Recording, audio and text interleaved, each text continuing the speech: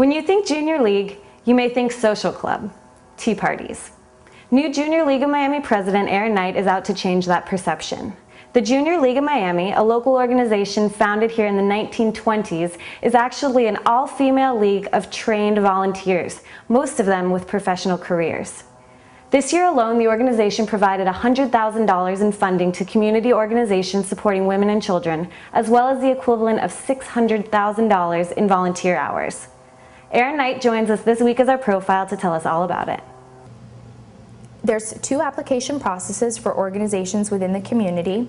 We have the program development process where they truly would like to be, a program of the league, and then there's also a separate application for a grant.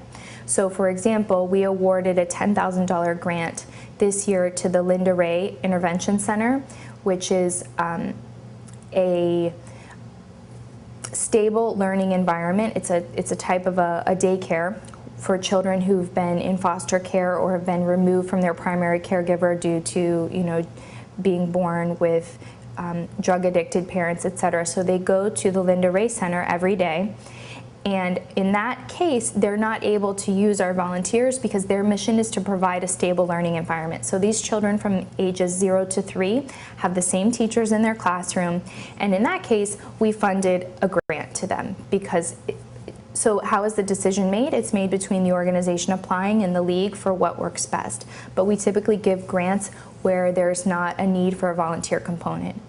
But the most unique thing about the league is that we are able to fill a need within a nonprofit organization that they wouldn't otherwise be able to fill with their paid staff. They need volunteers. So organizations that we work with, the Lighthouse for the Blind, we've been working with for 3 years.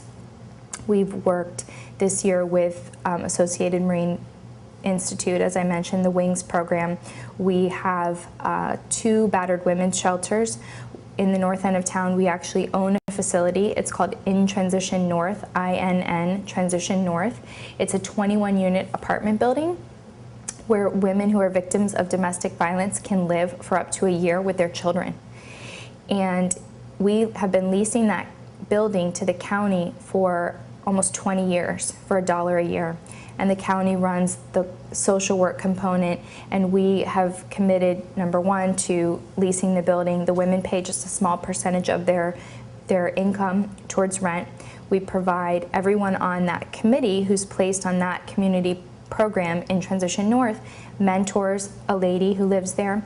We have homework nights for the children on Tuesdays where we're going in and helping the children with their homework.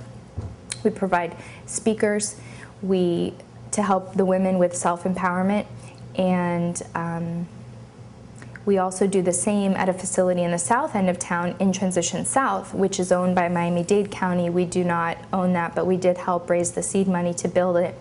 That's been open for 6 years. That one houses 56 units, over 125 children.